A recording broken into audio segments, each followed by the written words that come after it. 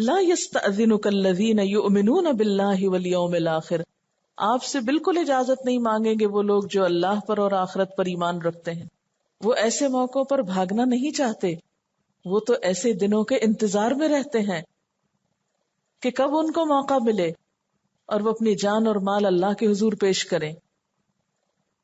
ان یجاہدوا باموالہم وانفسہم، کہ یہ مخلص ایماندار اپنے مالوں اور جانوں کے ساتھ جہاد کر سکیں. واللہ علیم بالمتقین، اور اللہ جاننے والا ہے متقیوں کو. جہاد کا اعلان ہوتے ہی 4 قسم کے گروہ بن گئے. نمبر 1 وہ مسلمان جو بغیر کسی تعامل کے تیار ہو گئے. نمبر 2 جو شروع میں ذرا ڈولے لیکن فوراً جلدی ہی اپنے تردد سے باہر آ گئے. نمبر 3 جو کسی بیماری یا سواری کے نہ ہونے کی وجہ سے جنگ میں شریک نہ ہو سکے، اللہ تعالیٰ نے ان کو خود ہی اجازت دی تھی. اور نمبر 4 وہ جو محض کاہلی کی وجہ سے شریک نہ ہوئے، اور جب واپس آئے آپ صلی اللہ علیہ وسلم تو انہوں نے اعتراف گناہ کر لیا اور اپنے آپ کو توبہ اور سزا کے لیے پیش کر دیا. اس کے علاوہ باقی سب منافقین تھے. ٹھیک ہے، کیونکہ مخلص اہل ایمان کے بھی 4 گروہ تھے. پہلے کون؟ جو فوراً تیار ہو گئے. دوسرے جو ذرا سا ٹھٹک کے تیار ہو. تیسرے جو معذور تھے. اور چوتھے جو وہ سستی کی وجہ سے رہ گئے لیکن بعد میں پھر انہوں نے توبہ کر لی. انہی کے نام پہ تو یہ سورت التوبہ ہے. توبہ اللہ تعالیٰ کو کتنی پسند ہے. انما یستأذنک الذین، بے شک آپ سے اجازت مانگتے ہیں وہ لوگ، لا یؤمنون باللہ والیوم الآخر، جو اللہ اور یوم آخرت پر ایمان ہی نہیں رکھتے، یعنی منافق ہیں. وارتابت قلوبہم، اور ان کے دل شک میں پڑے ہوئے ہیں. مومن کی ڈیفینیشن کیا ہے؟ سورۃ الحجرات کی آیت نمبر 15 میں آتا ہے کہ انما المؤمنون الذین آمنوا باللہ ورسولہ ثم لم یرتابوا. مومن تو وہ لوگ ہوتے ہیں جو اللہ اور اس کے رسول پر ایمان لاتے ہیں اور شک نہیں کرتے. وجاہدوا باموالہم وانفسہم اولئک ھم الصادقون، اور وہ اپنے مالوں اور جانوں سے جہاد کرتے ہیں، یہی سچے لوگ ہیں، انہی کا ایمان سچا ہے. اور جن کے دلوں میں شک ہو اللہ کے حکم پر، اس کی باتوں پر، تو پھر وہ ایمان نہیں منافقت ہے.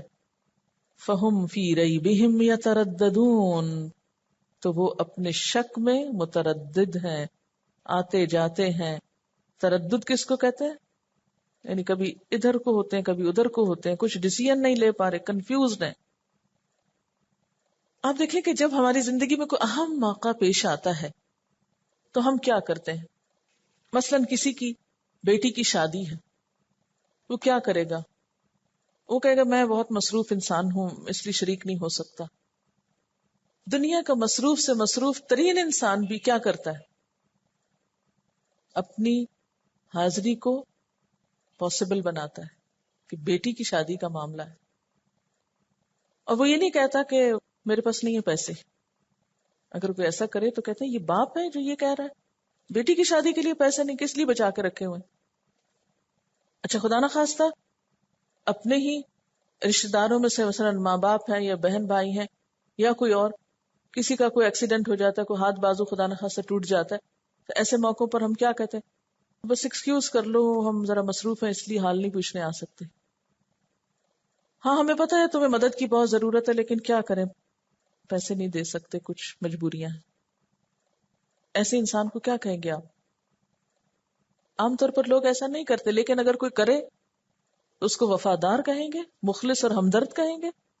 لیکن افسوس کہ آج اسلام کو ایسے ہی مخلص اور ہمدرد لوگ ملے ہوئے ہیں کہ جو دین کے کسی بھی معاملے میں جب مشکل وقت آتا ہے، اہم وقت آتا ہے، تو وہ بہانے بنا کر ادھر ادھر ہو جاتے ہیں، ان کو اور کام یاد آ جاتے ہیں.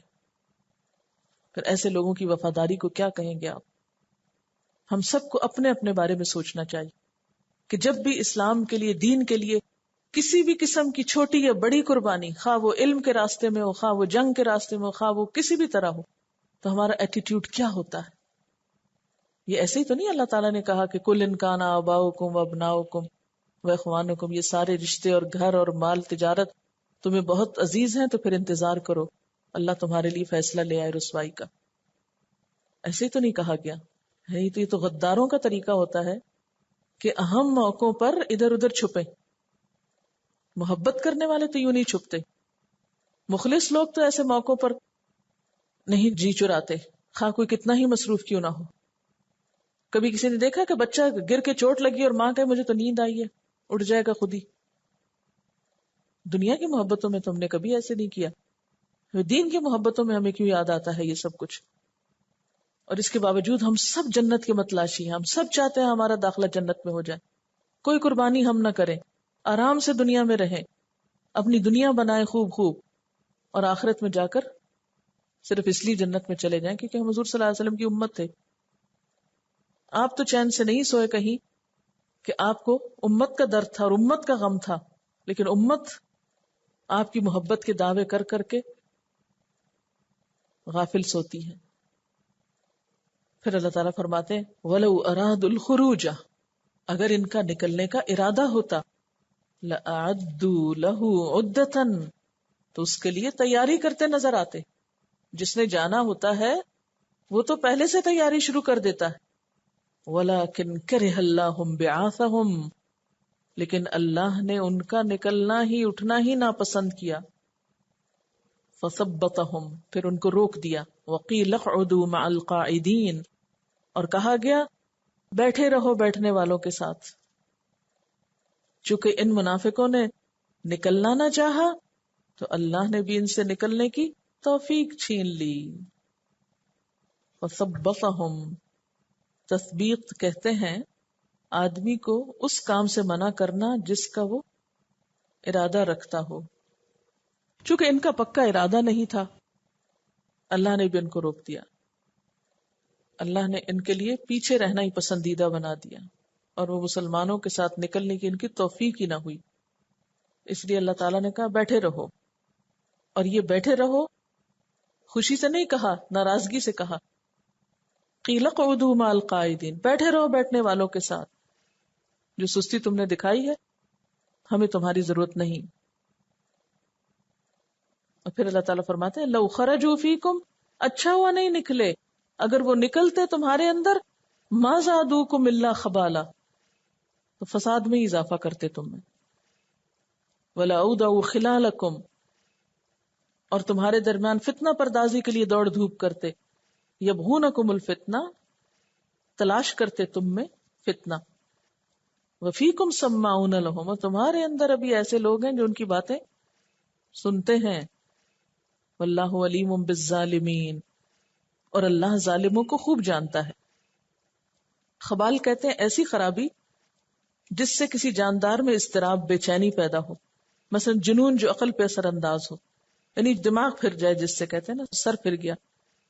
تو خبال اس خرابی کو کہتے ہیں جس سے کسی کا سر پھر جائے یا جس سے کسی کی مت ماری جائے. اور اودعو کا لفظ جو ہے، اودع کا مطلب ہوتا ہے رکھنا، اور بطور استعارہ دوڑانے کو کہتے ہیں، یعنی دوڑ دھوپ کرتے. ایداع سواری کو تیز کرنے کو کہتے ہیں.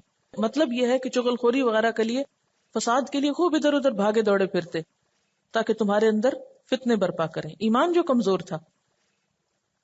خلالکم، خلل کی جمع ہے تمہارے درمیان، یعنی کس کس طرح پھر وہ تمہیں نقصان پہنچاتے. مثلا یہ کہ جنگ سے فرار حاصل کرتے، دوسروں کے حوصلے توڑتے، یا پھر دشمن کے لشکر سے جا کے کوئی ساز باز کرتے، کوئی سازشوں کے جال بنتے، یا تمہارے درمیان اختلاف کا سبب بنتے، ادھر کی باتیں ادھر پہنچا کے دل چھوٹے کرتے. یبغونکم الفتنہ، تم میں فتنہ تلاش کرتے، کبھی غلط رائے اور غلط مشورہ دیتے، تمہارے اتحاد کو پارا پارا کرتے. اور تمہارے اندر ان کے لیے سن گن لینے والے بھی موجود ہیں، یعنی منافقین کی جاسوسی کرنے والے بھی کچھ کمزور ایمان والے ہیں ابھی لشکر میں.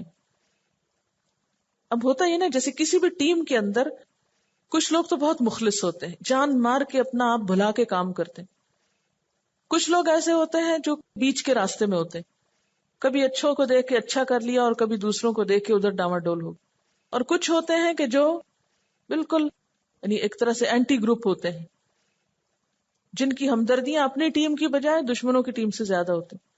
ایسے لوگ جو تیسرے درجے کے تھرڈ کلاس لوگ ہیں، یہ ہمیشہ ٹیم میں فتنہ فساد پیدا کرتے ہیں اور اس سے ان کے ہمت توڑتے ہیں. اور ان کا کام کیا ہوتا ہے؟ ادھر کی بات ادھر لگا، ادھر کی ادھر لگا، اس کو اس سے لڑا، اس سے اس کو جھگڑا، اور ہر وقت ایک اضطراب پیدا کیے رکھتے ہیں. اللہ تعالیٰ فرماتے ہیں تم غم نہ کرو کہ یہ منافق تمہارے ساتھ نہیں نکلے، اچھا ہوا نہیں نکلے، اگر یہ نکلتے تو یہ جو بیچ کے لوگ ہیں، یہ کمزور ایمان کے لوگ ہیں، یہ ان کو بھی ساتھ ملا کے، کیونکہ منافقین بڑے چرب زبان تھے، تو ان کی چرب زبانی سے وہ بددل ہوتے. اب تو یہ نا کہ مخلص اہل ایمان کو دیکھ کے یہ کمزور بھی کسی اچھی طرف نکل آئیں گے، لیکن ان کی موجودگی میں کمزور ایمان والے اور اس طرح کے لوگ جو ہیں وہ بھی تمہارے لیے مصیبت بن جاتے، فتنہ بن جاتے. نادان دوست یا نادان قسم کے لوگ، اور ہر جگہ پر ایسے لوگ موجود ہوتے ہیں. یعنی یاد رکھیے کہ زندگی میں جہاں کہیں آپ کو لوگوں کے ساتھ مل کر کام کرنے کا موقع ملے گا، یہ سارے ہی گروہ آپ کو ملیں گے، کیونکہ سب فطرتیں ایک جیسی نہیں ہوتی، سب کے اندر ایک جیسی آتے اثر نہیں کرتی. لسننگ کی جو مختلف سٹیجز ہیں وہ کس پر ڈیپینڈ کرتا ہے کہ آپ سنتے کتنا ہے. آیات تو سب کے لیے پڑھی جا رہی تھی، لیکن کچھ لوگوں کے تو دل کے اندر جا اتری اور انہوں نے اپنے آپ کو مکمل تبدیل کر لیا، اور کچھ جو آدھے آدھے سننے والے تھے انہوں نے کچھ سنا اور کچھ نہیں، اور کچھ ایسے تھے جنہوں نے بس بہت ہی تھوڑا سنا. اب ایسے لوگوں کے اندر تو ایمان نہیں اترا ہوتا پوری طرح، لہذا وہ اس کی سنتے ہیں تو ادھر ڈھل جاتے ہیں، اس کی سنتے ہیں تو ادھر ڈھل جاتے ہیں. جس نے خود اپنی عقل استعمال کی ہو اور اپنی سوچ سے دین کے اندر آیا ہو، پھر اس کو کوئی ادھر ادھر نہیں کر سکتا، چاہے وہ لاکھ پروپیگنڈے سنے. واللہ علیم بالظالمین، اور اللہ ظالموں کو خوب جانتا ہے. لقد ابتغوا الفتنة من قبل، البتہ تحقیق انہوں نے چاہا تھا فتنہ، من قبل اس سے پہلے بھی، یعنی اس سے پہلے بھی، اس کس سے پہلے؟ جنگ تبوک سے پہلے بھی انہوں نے بارہا فتنہ انگیزی کی کوششیں کی ہیں. یعنی جب سے آپ مدینہ میں تشریف لائے ہیں یہ کسی نہ کسی طرح فتنہ پھیلانے کی کوشش کرتے رہتے ہیں. مثال کے طور پر غزوہ احد میں پہلے یہ ساتھ ہو لیے، پھر واپس پلٹ آئے دوسروں کا بھی حوصلہ توڑنے کے لیے. وَقَلَّبُوا لَكَ الْأُمُورَ، اور الٹ پلٹ کیے آپ کے لیے کئی معاملات، یعنی کئی معاملات میں انہوں نے بگاڑ پیدا کرنے کی کوشش کی.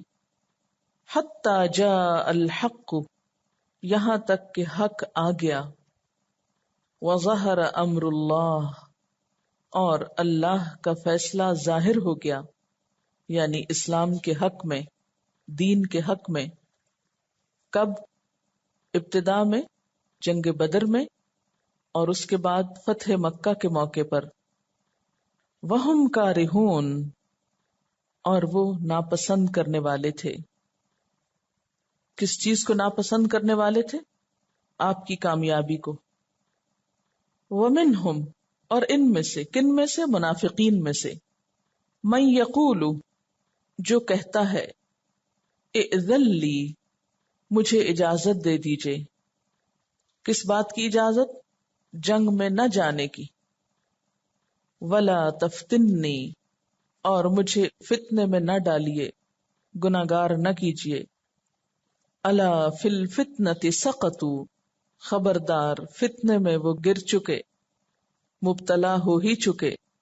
وَإِنَّ جَهَنَّمَ لَمُحِيطَةٌ بِالْكَافِرِينَ، اور بے شک جہنم کافروں کو گھیرے میں لیے ہوئے ہے، کافروں کا احاطہ کیے ہوئے ہے. یہاں ایک خاص شخص کی طرف اشارہ ہے جس کا نام جد بن قیس تھا. روایات میں آتا ہے کہ اس نے نبی صلی اللہ علیہ وسلم کی خدمت میں آ کر عرض کیا کہ میں ایک حسن پرست آدمی ہوں، میری قوم کے لوگ میری اس کمزوری سے واقف ہیں کہ عورتوں کے معاملے میں مجھ سے صبر نہیں ہوتا. میں ڈرتا ہوں کہ کہیں رومی عورتوں کو دیکھ کر میرا قدم پھسل نہ جائے، اس لیے آپ مجھے گناہ میں مبتلا ہونے سے بچا لیجئے اور اس جہاد میں شرکت سے مجھے معذور رکھیے. اب اس سے آپ اندازہ کر سکتے ہیں کہ کیسے کیسے لفظ بول کر اور کیسی کیسی عبارتیں گھڑ کے وہ حضور صلی اللہ علیہ وسلم کے سامنے بہانے کر رہے تھے. انہیں کتنے شیلو اور کتنے اتھلے قسم کے اور کتنے کمزور قسم کے عذر تھے جو یہ تراش رہے تھے جنگ سے بچنے کے لیے. اس میں ہم سب کے لیے بھی ایک سبق ہے. ہم بھی ایمان کا دعویٰ تو بہت کرتے ہیں، لیکن بعض اوقات کوئی بھی ذمہ داری جو ہم پہ ڈالی جائے اس سے بچنے کے لیے ایسے ایسے عذر اور بہانے لاتے ہیں جن کی کوئی حقیقت نہیں ہوتی، جو حقیقت میں عذر نہیں ہوتا. کبھی بھی دین کے کسی کام سے پیچھے رہتے ہوئے، اللہ کے کسی حکم سے انکار کرتے ہوئے، ہم سب کو سوچنا چاہیے کہ جو تعویل اس وقت میں کر رہا ہوں، جو بہانہ اس وقت میں کر رہا ہوں، جو عذر پیش کر رہا ہوں، کیا واقعی اللہ تعالیٰ اس کو قبول کر لیں گے؟ کیونکہ ہمارے پاس ہر نافرمانی کے لیے کوئی نہ کوئی بہانہ موجود ہے. جو نماز نہیں پڑھتا اس کے پاس ایک لمبی لسٹ ہے بہانوں کی، وجوہات کی. جو پردہ نہیں کرتا اس کے پاس بھی ایک عذر اور دلیل موجود ہے کہ میں کیوں نہیں اللہ کا حکم مان رہا. جو سود لیتا ہے اس کے پاس بھی دلائل موجود ہیں. حتیٰ کہ قاتل کے پاس، چور کے پاس، ڈاکو کے پاس، رشوت خور کے پاس، جھوٹ بولنے والے کے پاس، غیبت اور چغلی کرنے والے کے پاس، دوسروں پہ جھوٹی الزام تراشی کرنے والے کے پاس، سب کے پاس، ہر غلط کار انسان کے پاس ایسے الفاظ موجود ہوتے ہیں جس سے وہ دوسروں کو دھوکہ دے سکتا ہے، دوسرے انسانوں کے سامنے سچا ہو سکتا ہے. اور ایسی تعویلیں، ایسی سوچیں اور ایسے خیالات ہوتے ہیں جس سے وہ اپنے آپ کو بھی وقتی طور پر مطمئن کر سکتا ہے. لیکن ہمیشہ یہ سوچنا چاہیے کہ کیا ہماری ان تعویلوں سے، ان بہانوں سے اللہ تعالی راضی ہو جائے گا اس غلط کام پر جو ہم کر رہے ہیں، یا اس فرض کی کوتاہی سے جس سے ہم بھاگ رہے ہیں؟ کیونکہ کسی انسان کے سامنے تو جواب دہی نہیں، یہ معاملہ تو اللہ تعالیٰ کے ساتھ ہے، اور جب تک وہ راضی نہ ہو جائے اس وقت تک کوئی بہانہ بھی فائدہ مند نہیں. کبھی بھی دین کی کوئی بات آپ کو بھاری لگ رہی ہو، نہ دل چاہ رہا ہو عمل کرنے پہ، اور اس وقت آپ کچھ ادھر ادھر کی سوچیں، تو ضرور اپنے آپ سے پوچھیں کہ کیا میرا یہ عذر اور بہانہ اللہ کے ہاں قابل قبول ہے؟ کیونکہ کسی بھی بات کا گرامیٹیکلی درست ہونا، قواعد زبان کے اعتبار سے صحیح ہونا، درست سینٹینسز کا ہونا، اس بات کا کافی ثبوت نہیں کہ معنی کے اعتبار سے بھی وہ بات جو ہے وہ بالکل درست ہے. اور کچھ لوگ حقیقت میں بہت چرب زبان ہوتے ہیں اور وہ الفاظ کے زور سے دوسروں کو چپ کرا دیتے ہیں. آپ نے کئی دفعہ دیکھا ہوگا کہ آپ کے پاس حق ہوتا ہے، آپ سچے ہوتے ہیں، لیکن آپ کے پاس الفاظ نہیں ہوتے، یا آپ کو اپنی بات کنوے کرنے کا طریقہ نہیں آتا. تو اس وقت آپ الفاظ کی دنیا میں پسپا ہو جاتے ہیں، ہار جاتے ہیں، نقصان اٹھا جاتے ہیں، اور بالآخر رونے لگتے ہیں کہ ہم جواب کیوں نہیں دے سکے. ہمیں پتہ ہے ہم صحیح ہیں، ہم سچے ہیں، لیکن ہمارے پاس جواب نہیں. اور کچھ لوگوں کے پاس ایک دوسرا حربہ ہوتا ہے، وہ غلط ہوتے ہیں لیکن اس قدر چرب زبان ہوتے ہیں کہ اپنی غلط بات کو بھی الفاظ کے زور پر درست ثابت کر دیں گے آپ کے سامنے، یا اپنی پرسنالٹی یا کسی بھی وجہ سے ایک بالکل غلط بات کو آپ کو سچا بنا کے دکھا دیں گے. دنیا میں تو ہار جیت کے یہ پیمانے کسی نہ کسی حد تک اثر کرتے ہیں اور انسانوں کو فائدہ یا نقصان پہنچاتے ہیں، لیکن اللہ کے ہاں کسی کی چرب زبانی اس کو فائدہ نہ دے گی. تو ہم خواہ کتنے بھی ہوشیار بننے کی کوشش کریں، دیکھنا یہ چاہیے کہ کیا ہم اللہ سے جیت سکتے ہیں، اللہ کو ہرا سکتے ہیں، اس کو عاجز کر سکتے ہیں، جس کا بار بار قرآن میں ذکر آیا ہے کہ کوئی اللہ کو عاجز نہیں کر سکتا، کوئی اس سے نکل کے بھاگ نہیں سکتا. دنیا میں تو آپ بھاگ جاؤ گے کہ ہم نہیں جہاد پہ جا سکتے اس لیے کہ ہمارے اندر فلاں نفسیاتی کمزوری ہے، ہمارے اندر فلاں چیز، اور اس سے یہ بھی پتہ چلتا ہے کہ بعض اوقات نفسیاتی کمزوریوں کا محض بہانہ ہوتا ہے. اس وقت کیا ہو رہا ہے، بڑے سے بڑا مجرم اس کو نفسیاتی مریض قرار دے کر چھوڑ دیا جاتا ہے کہ یہ نفسیاتی مریض ہے. تو یہاں یہ منافقین بھی اسی قسم کے نفسیاتی عذر کر رہے تھے، میں کیا کروں، میری بڑی مجبوری ہے، میرے اندر یہ کمزوری ہے، میں وہاں چلا گیا تو مجھ سے کوئی بڑا گناہ نہ ہو جائے، اس لیے بہتر ہے یہیں پیچھے ہی رہوں. بات تو بظاہر بڑی زبردست لگ رہی تھی کہ ہاں واقعی یہ گناہ میں پڑ سکتا ہے، ایسے شخص کی تو مدد کرنی چاہیے، لیکن ایسے عذر اللہ کو قبول نہیں۔ فرمایا الا فی الفتنۃ سقطوا، سنو فتنے میں وہ پڑ چکے ہیں۔ کیوں فتنے میں کیسے پڑ چکے ہیں؟ یعنی اپنی منافقت کی وجہ سے وہ پہلے ہی ایک آزمائش میں پڑ چکے ہیں۔ ان کی منافقت اور ان کا جھوٹ بولنا بذات خود ایک فتنہ ہے ان کے لیے۔ پھر چونکہ اس کا مطلب یہ تھا کہ مجھے آپ وہاں لے جائیں گے تو میں گناہ کر بیٹھوں گا تو اس طرح ہلاکت میں پڑ جاؤں گا، تو یہاں فتنے کو اگر ہلاکت کے معنی میں لیا جائے تو فرمایا کہ ہلاکت میں نہیں پڑنا چاہتے وہ گناہ کر کے، یہ تو پہلے ہی ہلاکت میں پڑ چکے ہیں۔ پھر اسی طرح اس کا ایک معنی یہ بھی کیا گیا ہے کہ اس نے کہا کہ آپ انکار کر کے مجھے گناہ گار نہ کریں، مجھے اجازت دے ہی دیں۔ اگر آپ اجازت نہیں دیں گے تو میں پیچھے رہ کر گناہ گار ہوں گا، آپ کی اجازت سے میرا پیچھے رہنا پھر گناہ شمار نہیں ہوگا۔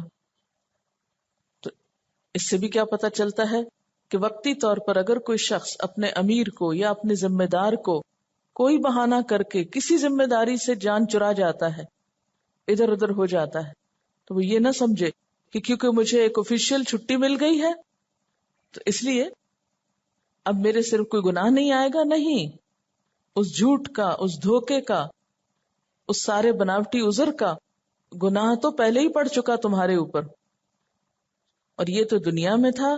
وَإِنَّ جَهَنَّمَ لَمُحِيطَةٌ بِالْكَافِرِينَ، اور بے شک جہنم کافروں کو گھیرے ہوئے ہے۔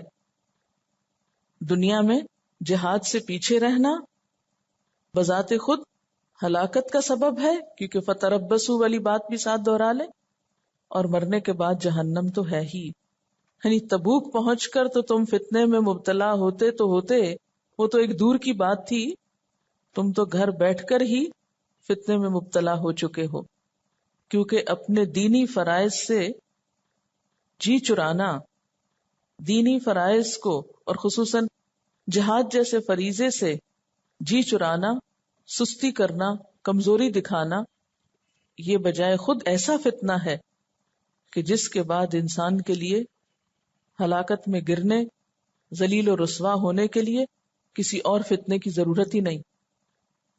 یعنی کسی شخص کی سب سے بڑی ہلاکت کیا ہے کہ وہ اپنا فرض ادا نہیں کر سکا، تو فرض سے جان چرانا اور فرض کو ادا نہ کرنا یہ بذات خود انسان کی ناکامی کی دلیل ہے۔ پھر ان منافقین کا حال کیا ہے؟ ان تصبک حسنۃ تسؤہم، اگر آپ کو کوئی کامیابی ملتی ہے، کوئی بھلائی نصیب ہوتی ہے، مثلا کو مال غنیمت ملتی ہے یا جنگ میں کامیابی حاصل ہوتی، تسؤہم، ان کو بہت برا لگتا ہے، کیونکہ دوست کو ہی دوست کی کامیابی اچھی لگتی ہے، دشمن کو تو نہیں، وہ تو حسد میں اور جلتا ہے۔ تو یہ اسلام کا دعویٰ کرنے کے باوجود اسلام کے دوست نہ تھے، یہ منافق کسی صورت میں بھی اسلام کے لیے فائدہ مند نہ تھے، انہیں تو اسلام کی کوئی بھی کامیابی بہت ناگوار محسوس ہوتی تھی۔ اور پھر اس پہ پرکھ لیجئے، آج ہم سب کو اپنا آپ بھی پرکھنا چاہیے کہ دین کی کامیابی یا دین والوں کی کامیابی اگر ہمیں اچھی نہیں لگتی تو پھر ہمارے ایمان کا حال کیا ہے، ایمان کا لیول کیا ہے۔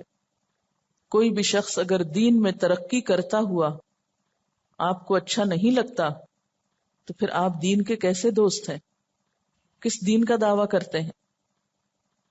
وَإِن تُصِبْكَ مُصِيبَةٌ، اور اگر آپ پر کوئی مصیبت آتی ہے، یعنی کوئی شکست یا ناکامی یا کسی قسم کی کوئی پریشانی، یقولو، تو کہتے ہیں، قد اخذنا امرنا من قبل، کہ ہم نے تو اپنا معاملہ پہلے ہی ٹھیک کر لیا، یعنی اچھا وہ ہم نہیں گئے، ہم نے تو اپنا پہلے ہی بندوبست کر رکھا تھا۔ اخذنا امرنا من قبل، اس سے پہلے ہی ہم نے اپنا کام لے رکھا تھا، یہ لفظی معنی ہے، لیکن مراد اس سے یہ کہ اپنا معاملہ پہلے سے ہی درست کر رکھا تھا ہم نے۔ وَيَتَوَلَّوْا وَهُمْ فَرِحُونَ، اور وہ منہ موڑ جاتے ہیں، کس سے؟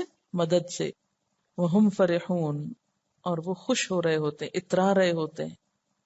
قل لن یصیبنا الا ما کتب اللہ لنا، کہہ دیجئے ہرگز نہیں پہنچتا ہم کو مگر جو اللہ نے ہمارے لیے لکھا ہے. یعنی تم ہماری ناکامیوں پر یا شکست پر یا مصیبت پر یا پریشانی پر خوش کس لیے ہو رہے ہو؟ یہ کوئی نئی بات تو نہیں. ہر انسان کی زندگی میں کامیابی اور نقصان دونوں ہی چیزیں ساتھ ساتھ ہیں، اور ہم پھر بھی اللہ کے فیصلوں پہ راضی ہیں، کیونکہ ہمیں معلوم ہے کسی بھی ناکامی کے موقع پر ہم اچھی طرح جانتے ہیں کہ یہ اللہ کا فیصلہ ہے، اور اللہ کے فیصلے قبول کرنے میں سچے اہل ایمان کو کچھ مشکل نہیں ہوتی. اللہ کے فیصلوں پہ تو منافق ہی ناراض ہوتے ہیں کہ ایسا کیوں ہوا. ہوا مولانا، وہ ہمارا مولا ہے، وہ بھلا ہمارے لیے برا کب چاہ سکتا ہے. ہاں، دنیا کے اس زندگی میں دن کے ساتھ رات ضروری ہے، ورنہ پھر دوبارہ دن کا تو پتہ ہی نہ چلے. تو ہر شخص کے لیے خوشی کے ساتھ غم بھی جزو حیات ہے، ورنہ تو خوشی کا احساس بھی نہ رہے. تو یہ ہر انسان کے لیے اس کا رب ہی بہتر جانتا ہے کہ اس کے لیے کون سی تکلیف، کون سی ناکامی، کون سی پریشانی آئندہ کی کن بڑی بڑی کامیابیوں کا ذریعہ بنے گی. کیونکہ آپ نے دیکھا ہوگا کہ بسا اوقات کامیابیوں پہ کامیابیوں سے ہم وہ کچھ نہیں کر پاتے جو زندگی میں ناکامیاں آنے پہ ہم کرتے ہیں. مثلا ایک بال کو آپ سنبھال کے رکھیں، ہاتھ پہ لیے رکھیں، تو نہیں پتا چلے گا کہ وہ کتنا اوپر اچھل سکتا ہے. لیکن آپ جب اس کو زمین پہ مارتے ہیں تو کیا ہوتا ہے؟ وہ بتاتا ہے کہ وہ کتنا اوپر جانے کی صلاحیت رکھتا ہے. اسی طرح ایک انسان کو بسا اوقات زندگی میں کبھی دکھ غم نہیں آتا تو اس کی ذہنی ترقی نہیں ہوتی اتنی، لیکن جو ہی اس کے مخالف حالات سامنے آتے ہیں تو وہ اور زیادہ بھاگ دوڑ کر کے کوشش کر کے آگے بڑھتا ہے، اور اس سے اس کی کامیابیوں کا فاصلہ جلد طے ہو جاتا ہے. محض کامیابیاں دیکھنے والے عموماً زندگی میں سست رفتار بھی ہو جاتے ہیں. تندی باد مخالف سے نہ گھبرا اے عقاب، یہ تو چلتی ہے تجھے اونچا اڑانے کے لیے. جب باد مخالف آتی ہے، زندگی میں کوئی ناکامی آتی ہے، تو انسان اپنے دماغ کے ان حصوں کو بھی استعمال کرنے لگتا ہے جو اس سے پہلے اس نے کبھی استعمال نہیں کیے ہوتے. تو یہاں منافقین کے جواب میں کہ وہ مسلمانوں کی تکلیفوں پہ خوش ہوتے تھے، مسلمانوں کو صبر و برداشت اور حوصلے کے لیے فرمایا جا رہا ہے کہ تم ان کی باتوں پہ توجہ نہ دو. اللہ تمہارا مولا ہے، اگر اس کی طرف سے تمہیں کوئی تکلیف آ بھی گئی تو وہ تمہارے ساتھ ظلم اور زیادتی نہیں ہوگی، وہ بھی الٹیمیٹلی تمہارے بھلے میں ہی ہوگی. وَعَلَى اللَّهِ فَلْيَتَوَكَّلِ الْمُؤْمِنُونَ، اور اللہ پر مومنوں کو توکل کرنا چاہیے. تقدیر اور توکل میں کیا تعلق ہے اور ان دونوں کا کیا مقام ہے، بہت سے لوگ اس کو سمجھ نہیں پاتے، اس لیے ادھر ادھر بھٹکتے رہتے ہیں. کچھ لوگ تو ایسے ہیں جو سرے سے ہی تقدیر اور توکل کے قائل نہیں. یعنی کچھ لوگ ایسے ہیں جو نہ تقدیر کو مانتے ہیں اور نہ ہی توکل کو مانتے ہیں. وہ کہتے ہیں جو کچھ ہے بس ہم خود ہی ہیں. اور کچھ لوگ کرتے کراتے کچھ نہیں، اور جب کوئی نقصان ہو تو کہتے ہیں تقدیر میں یہ لکھا ہوتا، اللہ پہ توکل کیا ہوا تھا اب کیا ہوتا. تو یہ جو ناسمجھی ہے ان دو چیزوں کے بارے میں، اس کو درست کرنے کی ضرورت ہے. یہی دو چیزیں اس آیت میں دراصل ڈسکس کی گئی ہیں. تقدیر پہ راضی ہونا، جب کوئی چیز مرضی کے خلاف ہو جائے کوشش کرتے رہنا، اور اس کوشش کا کریڈٹ خود کو نہیں دینا، بھروسہ اللہ کی ذات پہ کرنا ہی معاملات کو درست کرتا ہے. قل، آپ کہہ دیجئے، هل تربصون بنا الا احدى الحسنيين، تم ہمارے معاملے میں جس چیز کے منتظر ہو وہ اس کے سوا اور کیا ہے کہ دو بھلائیوں میں سے ایک بھلائی ہے. لفظی ترجمہ کیا ہے؟ نہیں تم انتظار کر رہے ہمارے بارے میں مگر دو بھلائیوں میں سے ایک کا. دو بھلائیاں کون سی؟ نمبر 1 مال غنیمت اور دنیا کی کامیابی، اور نمبر 2 شہادت۔ فرمایا تم نے ہم پر کیا نظر لگا رکھی ہے کہ ہمارا انجام کیا ہوتا ہے؟ ہمارا انجام جو بھی ہوتا ہے، خواہ ہم دنیا میں کامیاب ہوتے ہیں یا شہادت پا کے دنیا سے چلے جاتے ہیں، یہ دونوں ہی راستے ہمارے لیے تو سراسر بھلائی کے ہیں۔ تمہیں ہمارے انجام کے ظاہری نقصان سے کچھ فائدہ نہ ہوگا، اگر تمہارے نزدیک جس کو ناکامی کہا جاتا ہے وہ بھی ہمارے حصے میں آ گئی اور ہم دنیا کی بجائے آخرت کا فائدہ شہادت کی صورت میں پا گئے، تو ایسی صورت میں ہمارے نزدیک وہ پہلی بھلائی سے بھی بڑی بھلائی ہے۔ حضرت ابو ہریرہ رضی اللہ تعالیٰ عنہ کہتے ہیں کہ آپ صلی اللہ علیہ وسلم نے فرمایا، اللہ نے اس بات کی ضمانت دی ہے کہ جو شخص میری راہ میں نکلے اور اس کو مجھ پر ایمان اور میرے رسولوں کی تصدیق کے علاوہ اور کسی چیز نے نہ نکالا، یعنی اللہ کی رضا مقصود ہو اور اللہ کے رسول صلی اللہ علیہ وسلم کی تصدیق، دنیا کی کوئی غرض اور مفاد اس کے پیش نظر نہ ہو، تو میں اسے یا تو اجر اور غنیمت کے ساتھ واپس کروں گا یا جنت میں داخل کر دوں گا۔ یہ ضمانت دی اللہ تعالیٰ نے، یعنی کامیابی یا شہادت، ان میں سے جو کچھ بھی ہمیں ملے وہ ہمارے لیے حسنہ ہے۔ وَنَحْنُ نَتَرَبَّصُ بِكُمْ، اور ہم تمہارے بارے میں انتظار کر رہے ہیں، کس بات کا؟ أَن يُصِيبَكُمُ اللَّهُ بِعَذَابٍ مِّنْ عِنْدِهِ أَوْ بِأَيْدِينَا، کہ اللہ یا تو خود تم کو سزا دے یا ہمارے ہاتھوں سے دلوائے۔ فَتَرَبَّصُوا، تو انتظار کرو، إِنَّا مَعَكُمْ مُتَرَبِّصُونَ، اور ہم بھی تمہارے ساتھ منتظر ہیں، دیکھتے ہیں پھر انجام کس کے حق میں بہتر ہوتا ہے۔ یعنی منافقوں کو دو ناکامیاں، ایک دنیا کی سزا کی شکل میں اور دوسرے موت کے بعد۔ اس کے برعکس مسلمانوں کو دو کامیابیاں، یا دنیا کا مال غنیمت یا پھر آخرت کا اجر عظیم۔ تو بھلے حال میں کون ہے؟ بہتر انجام کس کا ہے؟ اللہ اپنے پاس سے خود تم پہ کوئی عذاب لائے، یعنی کوئی ہلاکت تم کو اس کی طرف سے آئے، یا ہمارے ہاتھوں سے تم قتل ہو یا قید ہو جاؤ۔ اب دیکھتے ہیں کہ ہوتا کیا ہے، انتظار کرو، ہم بھی انتظار کرتے ہیں۔ وآخر دعوانا ان الحمد للہ رب العالمین۔ سبحانک اللہم وبحمدک نشہد ان لا الہ الا انت نستغفرک ونتوب الیک۔ السلام علیکم ورحمۃ اللہ وبرکاتہ۔